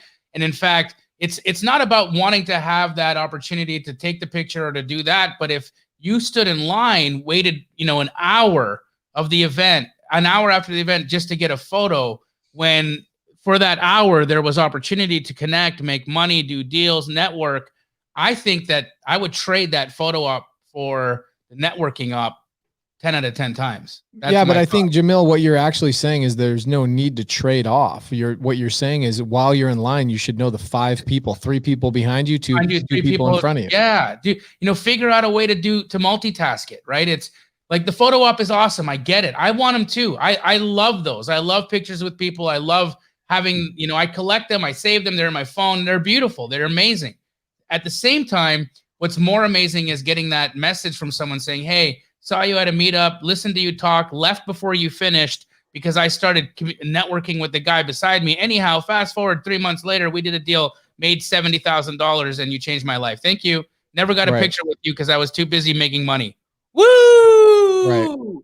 Tell me Love that, Do you guys mind if I just answer this real quick? Latron has put this like 5 or 6 times, and I've got the books here next to me. Do you mind if I run through these real quick? Sure. Can I try and guess one of them? Sure. It's not, come on. I can't guess. Man. It's too hard. All right. So first of all, I really like this for wholesaling. David Dodge, our good friend of ours, put together this great book. It's fantastic. He really crushed it with this. And he really didn't, I mean, a lot of the times when you get these books, it's kind of just as a lead funnel, but he really poured his heart and soul into this. This is a really, really, really great one to go after. This one doesn't have a cover, but it's called The Happiness Advantage. And I think that this is really, really key. It's a fantastic book. I go to this all the time, just in my life, whether it be business or personal, but it's a great book to put into your mind and have that, because what's the point? I mean, if you can make all the money in the world, if you're not happy, who cares? Go Giver, obviously, this is a must read. Classic. Read this every week for a year, and tripled my income. Okay. This one is good. I like this one. The Book of Negotiating Real Estate. They did a really good job here. So this one is really good. If you're feeling a little bit struggling with that, it's got some great tactics. And then The One Thing. That's what I would do. The One Thing, the focus. This is all about focusing. Gary Keller crushed it with this one. So is the one thing basically like go work on this one thing right now? Is that what it's teaching you, or what's the topic of that? Yeah, it's focus is basically what it is. It's just focus. You know, you look at a lot of these people that have been very, very successful. They're able to focus on what they're doing and get it completed. And that's really what he's talking about. It's about reducing the distraction, understanding that on average, the psychologists say it takes 66 days to form a new habit. And if you really want a habit that is income producing, you have to do it consistently. So I think that's really the message of that book. I like that a lot. There you go. The only one I've read out of there is Go Giver. But again, listen, you can get these on Audible and listen to them as you're driving around with BatchDriven getting leads. You can read these at 10 o'clock to 11 o'clock at night every night or whatever, you know, sometime where you're not reading these things. I don't read books, you know, at 11 o'clock in the morning or 1 o'clock in the afternoon, just sitting here. No, I'm in action. I'm going. When the kids are in bed, everything's settled down. I'll get in, I'll nestle in, I'll get some, I'll go to the brain gym or whatever you want to call it. And I'll start getting to work there. But don't let these distract you from, the 20 hours it'll take you to read all these. You could easily get a deal. I think you could get a deal without a doubt. So can I ask you guys a question about number 7, which is busy work, creative avoidance? Yes. How do we overcome that? How do I avoid that? Right? Like what are some practical steps? Or maybe there's a book that you can suggest. What do you guys think is a great way to avoid creative avoidance? Do the hardest thing first, right? It's that classic book, Eat That Frog, right? If you have to eat a frog every day, you have to eat it, right? Somebody will steal your children away, or they'll cut off your arm or something if you don't eat a frog. You have to eat a frog every single day. Well, eat it first thing in the morning. Get it done with. Why wait around, right? Why wait around to eat that frog in the afternoon or evening? You know what I mean? So do the hardest things first. That's why I loved doing phone prospecting, cold calling. Some people call it TTP from 9 to noon every day. Right? I got it done. It was the hardest part. And then I just got into a rhythm and it became a habit. And then it was just unstoppable from there. So do the hardest thing first. Jamil, do you got any advice on that? Well, it's funny because I had my next little item there, but and it was a perfect segue from Brent's books, because the last book he said was The One Thing. And one of my mistakes that I feel that people that are brand new in the business make is doing all the things. When you're doing all the things, you're not mastering any of them. And that is a problem, because for you to really succeed, you want to be the best at your craft, whatever that might be. I'll tell you, I have met some of the world's best at specific things. For instance, Rochelle Jarvis. She's the best transaction coordinator, I think, that exists in the business. And her company, Constant Close, is the best in the business at doing what they do. Now, is Rochelle going to say that she's the best seller converter? No, she's the best transaction coordinator who understands how to deal with those things. She masters her craft and does that, right? When you're doing all the things and when you're trying to do all the things, you're juggling. Right. And we all know that what happens when you juggle. Yeah, it looks pretty when you start. And if you can keep it going for a little while, great. But what truly happens in real life and in practicality in the real world, you drop all the balls. Right. And I have a lot more success throwing one ball up in the air consistently over and over again. Guess how many balls I'll catch in a day throwing one ball over and over again through the entire day up in the air and catching it. I'll catch it 1,000 times and I won't drop it once. But you add 3 balls into that and they're all over the place. I got nothing done. Doing all the things. Yep. So that's number 8, doing all the things. I love it.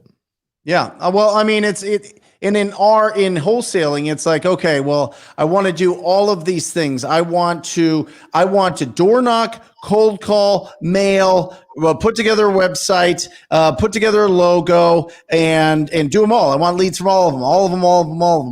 That's a huge mistake in the beginning. Focus on one and go deep with it. Get really, really, really good at that, and then build from there. That's what we're talking about. We're not talking about like if you have other passions, if you have other things. I mean, Pace has like what, 20 businesses? How many do you have? 16? I currently have 16 streams of income. Right, 16 streams of income. But each time he was doing the one thing to build the one thing. That's the thing. And then you hire people to do the roles. You give somebody else your ball and you go, oh, I guess I need to get a new ball. And then you go and you find the ball, right? That's what you're talking about, juggling all these balls. He gives it to somebody else. Now they're throwing it up and he's off and running, finding the next ball. So 16 guys, 16 streams of income. Did you get Robert Allen on yet, your show? He's coming on in about 3 weeks. Got it. I'm currently reading some of his books right now. Yeah. And I had to like put one away because he wrote it in 1987. Yeah. And I was like, none of this is relevant. And then somebody goes, oh, well, he wrote a revised version of it for the 2000s. I was like, yes. So I'm excited. I'm going back and rereading some of his stuff. The guy is there's so many legends in the business. It's hard to keep track of everybody, but Robert Allen's coming. And then I've got a couple other really, really good heavy hitters. I did just get told that I'm going to be going on the Wolf of Wall Street's podcast here in about a month and a half. Ooh, awesome. So that should be pretty cool. Just about closing and converting sellers and stuff like that. It's an hour-long podcast. So I'm excited about that. But, about that specifically, just closing sellers is, I think that one of the things, I know, Brent, you've got the 3 Ds, which I want to cover, but I kind of want to just add 8.1, which is underneath what Jamil just said, doing all the things. Is that I don't think a lot of people understand their personality. Like I understand people's personalities better than they understand themselves just based on the questions they ask me. I'm like, oh, I know exactly what you're struggling with. And then people go, how do you know? I'm like, I've been in the business long enough. I've had hundreds and hundreds of the same questions. I go, I know exactly where you are in this business based on your exact personality. So I wish that this was unique to every individual, but guys, this is science. This is science. It's not like, and here's what I mean by that. If you understand what you're really good at, you're going to have to do everything, right? At some point, I call it hugging toilets. It's like when I was a contractor, I had to mask the floors. I had to tape. I had to get behind the toilet and feel like I was hugging the toilet. Like I had to do all those things. And that's the equivalent of cold calling and doing a lot of the things. I'm not saying don't do the hard things. Brent's thing of doing the hard thing, eating the frog, I love that. But once you have the ability to scale, double down on what you're really good at. For me, like I look at Luke Rotvold, who used to be on your team. Mm-hmm. What was he amazingly good at? He's the best cold caller in the country. Right. Best cold caller. Right. So when I was getting started, I called you and I go, who's the best cold caller in the country? Who'd you connect me with? Luke. Right. Yep. And he did that because he figured out how to make it work for his personality. Right. So what he would do is he would play Madden, NFL Madden on whatever console while he's cold calling, because he figured out what allowed him to get into the zone. He has YouTube, a great YouTube channel, Viking Boys. He's doing a good job. I was just texting him today. Viking Boys, and he's literally playing Madden as he's cold calling. He still does it. He's made over $3 million cold calling, and it would be probably double, triple that, but he's kept a lot of the properties. He's Jamil and I just bought a deal from them. Super Bowls has he won on Madden is what I really want to know. So Jamil and I just bought a deal. I don't think the Vikings can win a Super Bowl in any video game, let alone real life. So, So he but what I liked about that is that he, found the thing in the business that gave him a lot of passion, and he focused his time and energy there, right? So yep. I think understanding who you are, and one place to go. I'm not a big fan of Traction. A lot of people talk about Traction. I feel like Traction, the book, really scatters people. it's too much too fast. That's for like corporate, that's for like Fortune 500 companies. There's some really good stuff inside of Traction, but it's too much for a small business to handle like all these things. So one of the great books that they wrote, same author of Traction, was Rocket Fuel. And so I think understanding which personality type you are so that you understand who to hire first and what to delegate first so you can continue to do that one thing that drives your passion. Like for me, it was put me in the appointment with the seller or get me on the phone. I love it. It gives me, it's like plugging in my energy source, right? So yep. I love that. Doing all the things. I've been a victim of that as well multiple times. And then I wake up in the morning. Last thing, I don't want to go too long on this.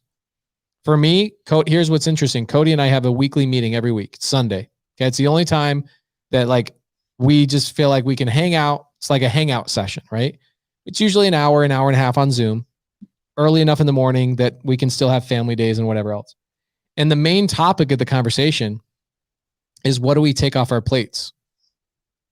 What do we take off our plates? What do we take off our plates? And I continually remind myself that I got so good at certain things that I loved that those things stay on my plate because I enjoy them and I continue to do them, right? So, but everything else goes off my plate, So think about that. What are you doing on a weekly basis that's busy work, right? What are you doing on a week? Like look at your week, make a goal. Just what did you do last week?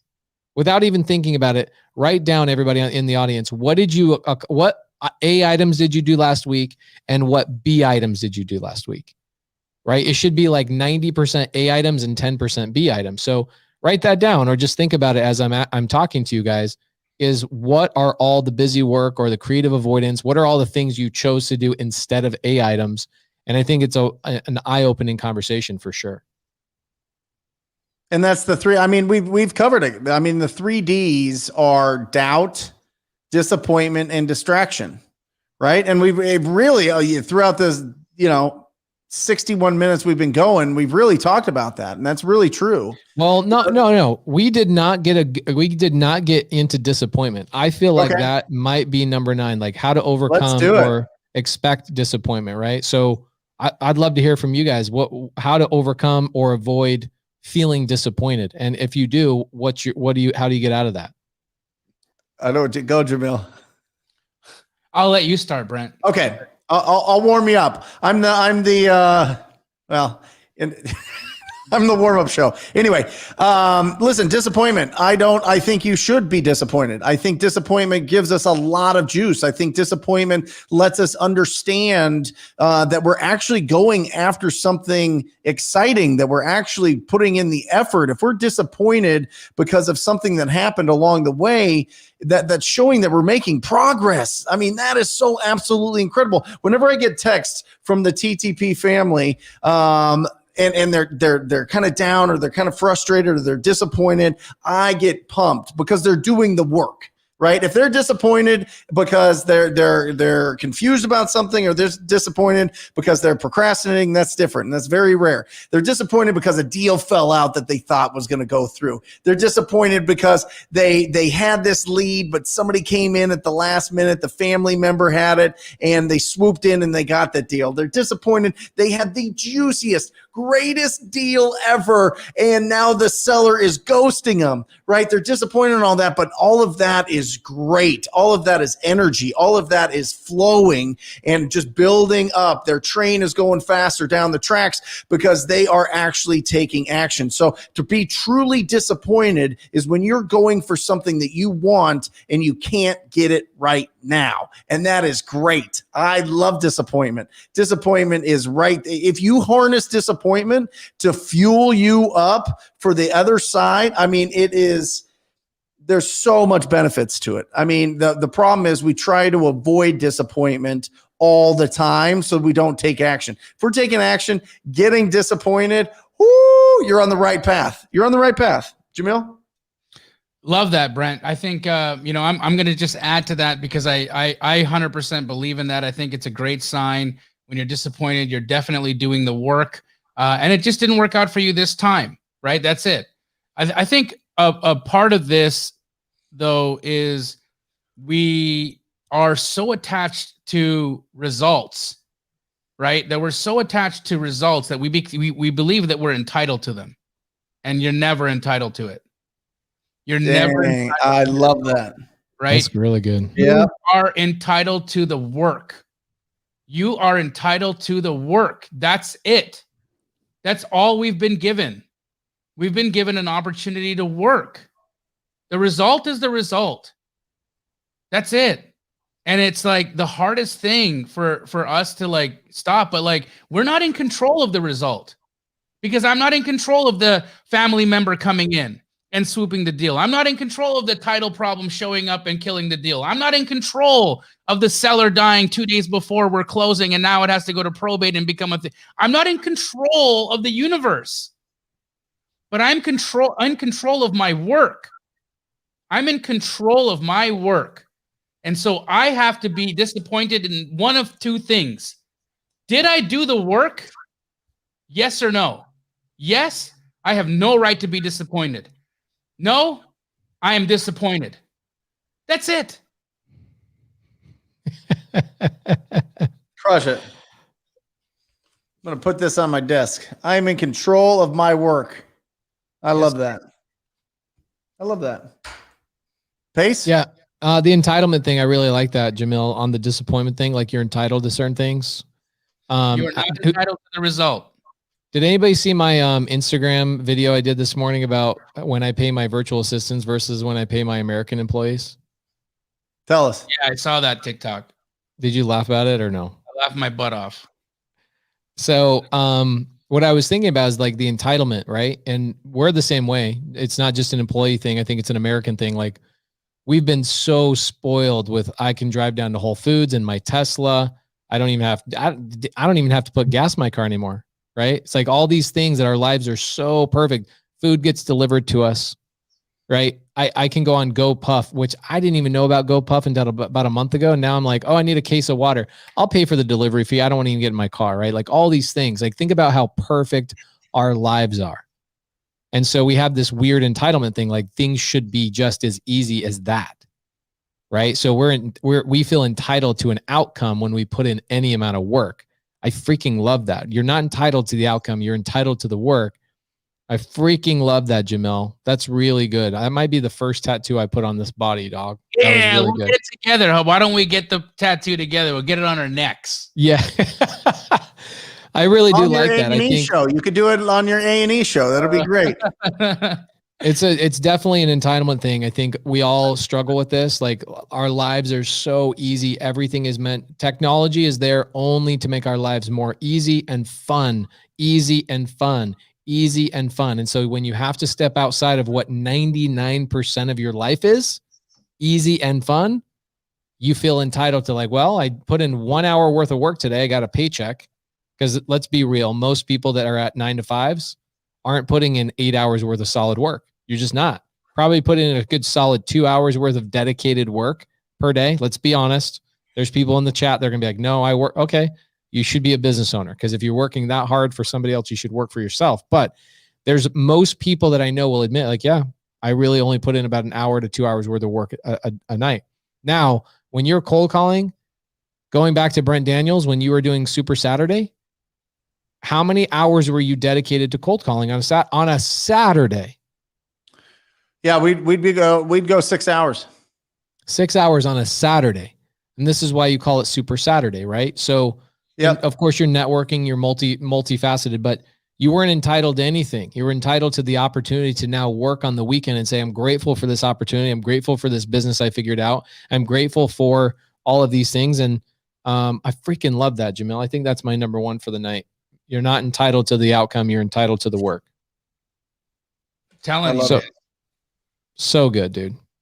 So good. So let me recap everything. Okay. Cause we haven't done number 10 yet, but I'm going to recap this.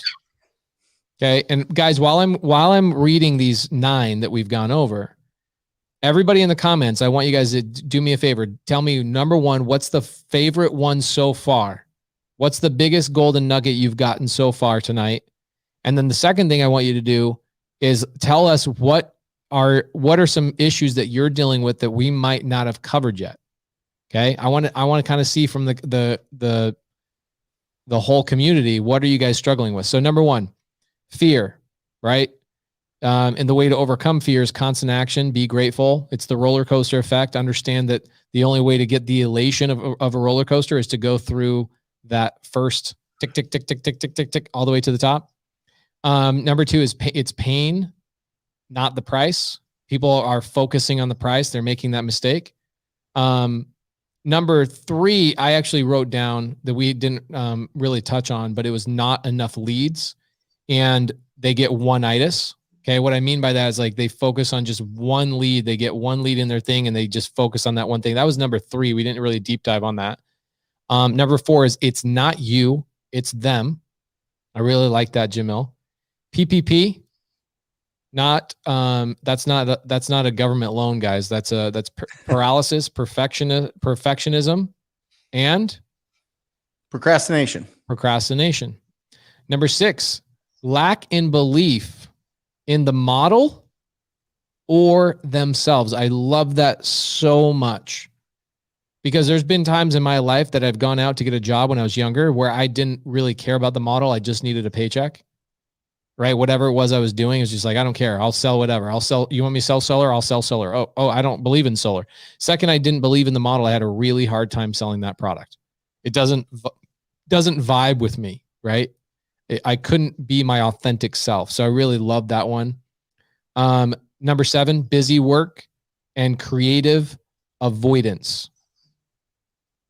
Number eight, trying to do all the things. And then number nine, the 3 Ds, which are doubt, disappointment, and what else? Distraction.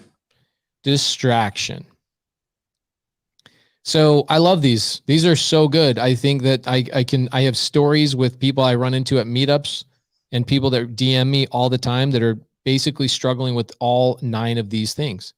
And I feel like, guys, do me a favor, because I look at both Jamil and Brent as, guys on my board of advisors, guys that I trust and guys that I go to when I need advice. They're guys at a higher level than me. I'm very lucky to know them. I love these guys.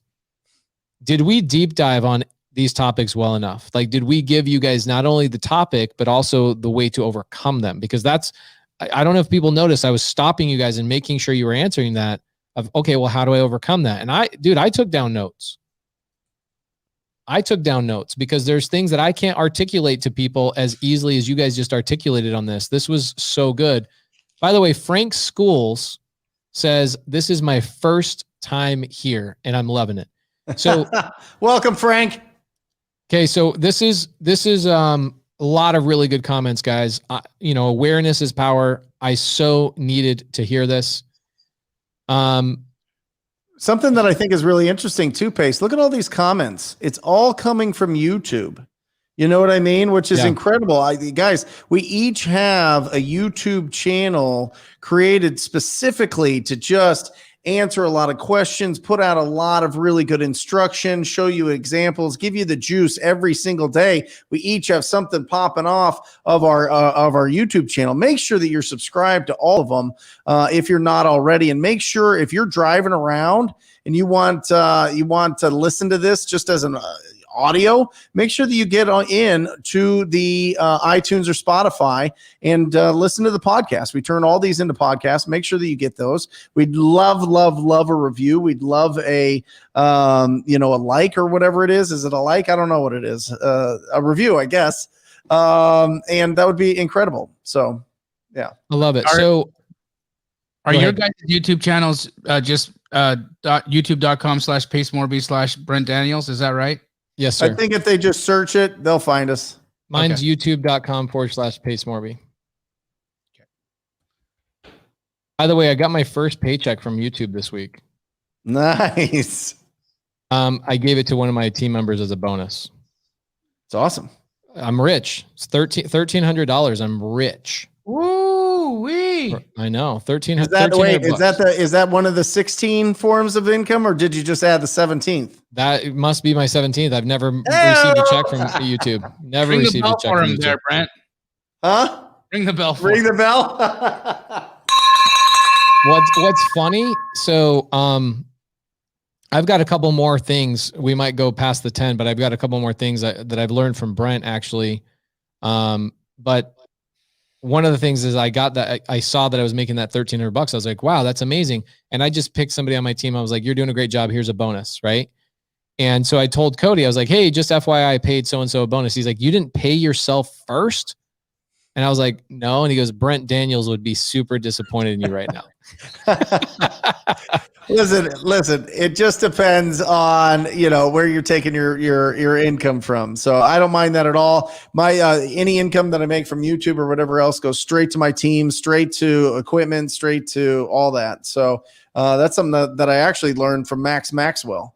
He was like growing his channel and building it, and he would use the funds from that to pay to expand it, which is great. Anyway, so I've got a number 10. You guys might have some more, but I've got a number 10. I think this is one that's probably the biggest one that I see. Okay. Something to avoid, something to double check. We've got 350 plus people watching all day today. So thank you guys so much. Please make sure you guys go to iTunes and Spotify. Give us a good review. It is so hard to get a podcast rated high. There's so many podcasts. So if we're getting value, please leave us a good review. Do us that favor. We've got 350 people. I would love to get 50 reviews tonight. Okay. Maybe we can give them, when you guys answer what I'm about to say, maybe I'll pull the link and share it with everybody. But number 10 is learning from the wrong people. Oh. Okay. Yeah. So I'm going to tell a little story really, really quick, 30 seconds or less. I remember I actually unfollowed this guy on Instagram because he teaches how to lock up sellers. He teaches this, has full seminars and has full masterminds on how to do this. The mastermind is about how to lock up a seller at too high of a price, wait until the final hour and renegotiate the day of close of escrow. Ugh. You guys might even remember this guy's name. I haven't seen him around, but I also blocked him on basically everything. So I just learning from people that, and this goes back to lack of belief in the model. Okay. If you're learning from people that are not teaching how to be professional and handle these customers, our sellers, properly, you're going to have a really short life in this business. You have to understand, you have to come from a place of ethics, and then you have to learn from people who are actually doing the business. And what I would do is I would verify. Okay. I buy deals from Brent. Yeah. I can verify that Brent does a lot of deals. Okay. I buy deals from Brent's students. I can verify Brent's students and everybody works. Same thing with Jamil. Jamil and I work and do deals together. I've made millions of dollars with Jamil, and I travel around the country and I hear the same thing. And I get to buy deals from Jamil, et cetera. And I'm constantly competing with Jamil's team on deals around the state. Okay. I know that when I ask these guys questions, I'm getting answers from people who are actually in the business and they're operating at a high level. So it doesn't matter. I'm not talking about coaching. I'm not talking about mentorships. I'm not talking about all that stuff. But when you're learning from people, learn from the correct people. What are your guys' thoughts on that? I 100% agree. Actually, can I have a 10.1?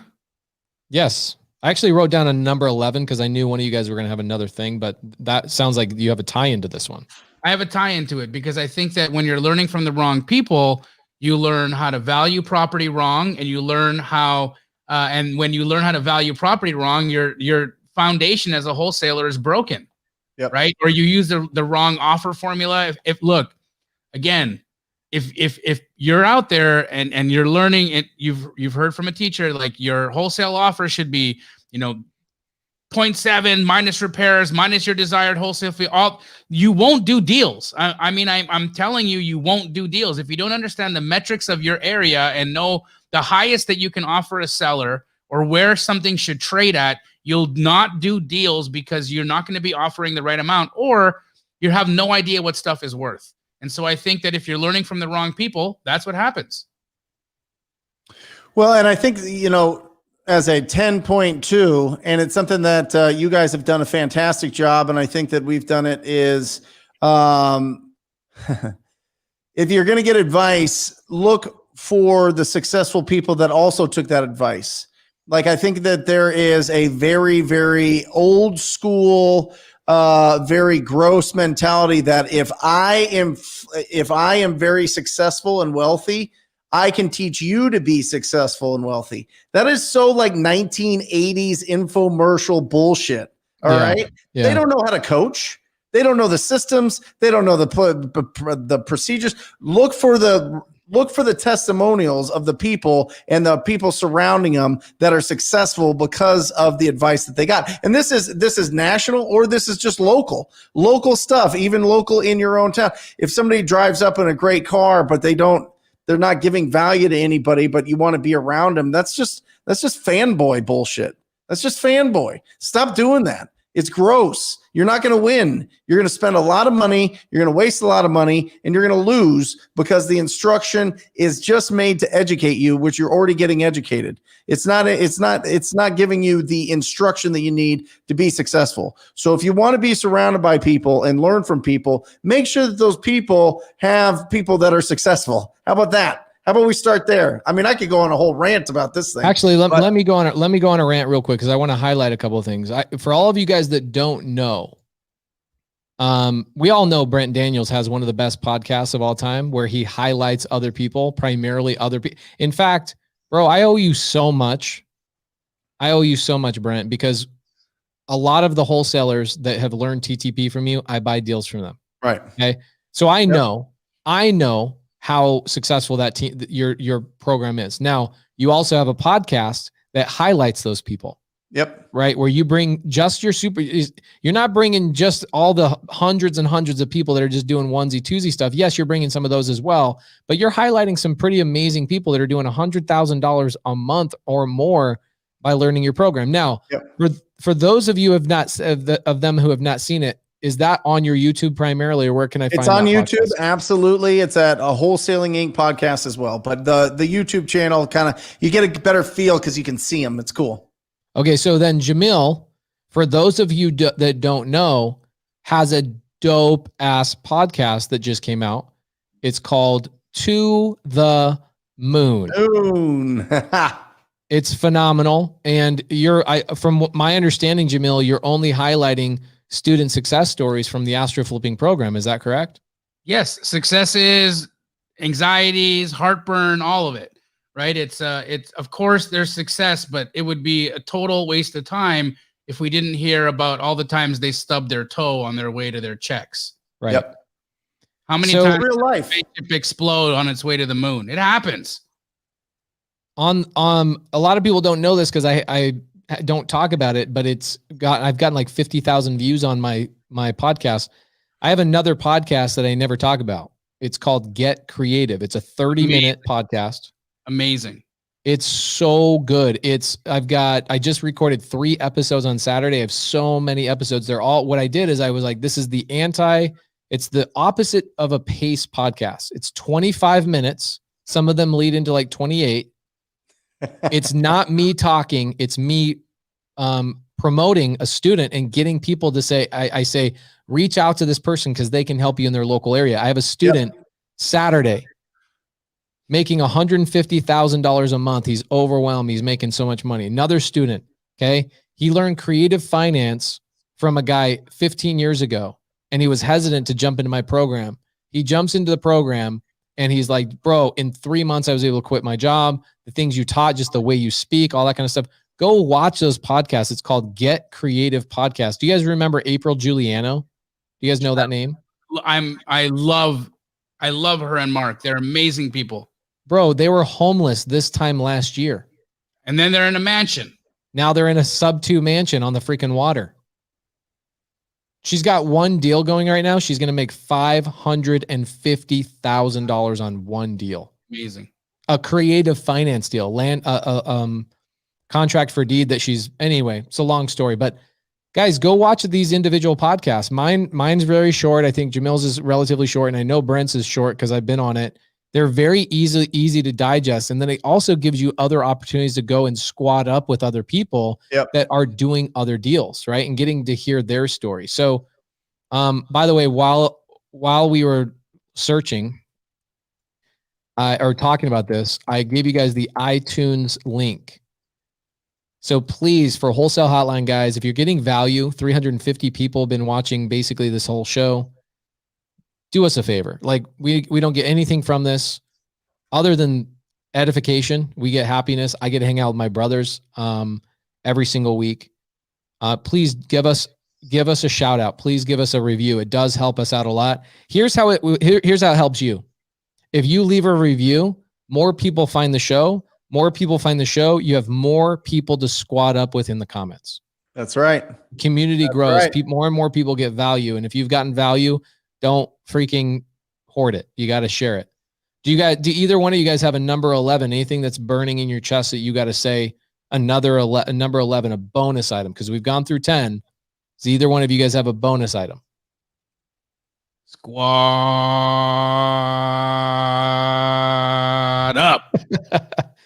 I agree. When I was writing this out, I was debating whether to write number 10 as being an island. I've heard Jamil talk about this all the time, and stop being an island. Yep. What do you guys have to say about that? 100%. It's why this show exists. It's why we work together. Three people that compete for deals in the same market, right? How are we the best of buddies? How does that work? I see these in my my ads, and the comments on my ads. Why would you ever share with anybody how you make money, you dummy? Right? They write this in the ad, right? And I think to myself, how sad for you that nobody in your life showed you that you both can win. That nobody ever saw you looking at them eating their apple and said, "Want a bite?" That, you know what I mean? That's sad. And that's where that comes from. That's that energy. That energy is, I've never had someone share with me. I've never enjoyed the joy of sharing and winning together. And that's why it's so foreign to me. And I don't think those people are angry or bad people. I think that they just haven't experienced how joyful it is to, not be on an island. Love it. And I think get to it as fast as you can. Cross that bridge from faith to fact as fast as you can. And the number one way to do that is answer this question every single day. Did I have enough quality conversations with distressed property owners to hit my financial goal? You answer that question every day, every week, every month. You win. You're going to win. You're going to find a way. Your mental antennas are going to visualize it. They're going to see it. You're going to see opportunities. You're going to see the right people in your life. You're going to connect. But it starts with making sure that you're taking action and you cross that bridge as fast as possible so that you get your family on board, so that you get your own mind on board, so that you feel better. You know what I mean? So that you don't feel, all the 3 Ps and the 3 Ds dragging you down, or creative avoidance dragging you down. Get to that point where you are having consistent quality conversations with distressed property owners. That if you just do that, you will win. You will win fast. Just do that. All the other stuff is just distraction. I'm telling you, have those conversations. There's ugly houses out there. Get the phone number, call them, ask them if they would consider an offer, and your life will change forever. Your life will change forever. You start there, you build up the confidence, you start networking, you start squatting up, you start doing some creative stuff, you start having a team that you build because you're making income, you're replacing your income with your current job, you're able to go to this business full time. Then you get and you start doing all the creative stuff and building a portfolio and really letting real estate unfold and blossom in your life. But it starts with that. Did I have enough quality conversations with distressed property owners to hit my financial goals? I wish I could shorten that down, guys. I've tried like a million times. I'm trying to do that simpler, but I have to get it all in there. I apologize, but that's what it comes down to. I think about this frequently. How is it any different in any other business? Let's say I'm an air conditioning repair guy. It's the same. It's business. It's business. Right. I got to have quality conversations with people who have broken air conditioning units or whatever. Right. Like here's the unique thing about our business model though. Right. Is that I could reach out to a guy like Jamil 5 years ago and go, "Hey bro, I've been in the business for a bit. I need some help, whatever." And he replies. because it's one of these only the type of business that we can do deals together. We can all win together. I'm so grateful I'm not in air conditioning repair, because only one guy can fix that air conditioning unit. You know, we're so very lucky that we have all these podcasts, and you bring up Sean Terry, you bring up Max Maxwell. I saw somebody bring up Jerry Norton, a good friend of the show.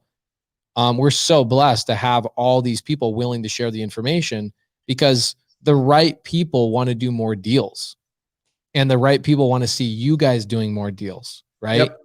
And that goes back to the gratitude part of, being in this business and what we talked about. Love it. What a bunch of great freaking comments today. Have you guys been watching this? Oh, yeah. Incredible. Great show. Great show. So good, guys. Thank you for the comments. I think right here, submitted a review on the Apple podcast a couple of weeks ago. Thank you so much, Guillermo. For anybody else that feels compelled to do the podcast review, I'm going to give you guys the iTunes one right now. So please look in the side chat. And then what I'm going to do is I'm also going to give you Wholesale Hotline's link to Spotify. So if you guys are Spotify users instead of iTunes, I will share this with you guys and give you guys the ability to go and do a review there. It just kind of depends on where you listen to stuff. I listen to most of my stuff on Audible, even my podcast. I listen on Audible. So wherever you listen to odd podcasts, please give us some love. Give us some good reviews there. And join us this week. We go live. Jamil is on Thursday. Are you doing it on your own channel now? I am. I'm starting March 17th. I'll be adding another. So I'm not stopping with Ty. I'm going to continue to do the show with Ty every Thursday, but every Wednesday now as well at 2 p.m. because I believe so much in this, in fixing people's capacity to understand value. It's the reason why I see people failing. It's the reason why I see people quitting is they get out there, they do the work, they cold call, they TTP, they buy a list, they drive for dollars, they batch driven, they do it all. But then they get it wrong in value. Yep. And then they get the disappointment, and then they quit. And I just want to stop that. I just want to be able to be there to do that. So every Wednesday, 2 p.m., starting March 17th on my YouTube channel, it's straight out of Compton. Love it. Straight out of Compton. I am live every Wednesday, 10 o'clock Arizona time.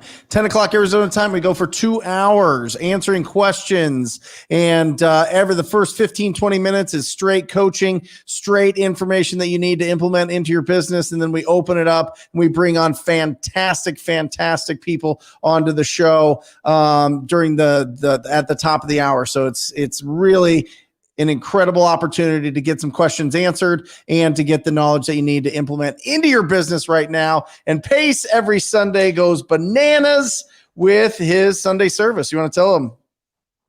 Guys, Sunday service, it's not religious. I do have people that are like, I'm not, I see people's comments when I make the post. They're like, oh, I already went to church. Guys, I'm going to take you to a different type of church. It's Creative Finance Church. We talk about deals. Last week, we did a whole case study. Actually, it was a deal I bought from one of your TTP students. Locked up a deal, seller finance, turning into an Airbnb.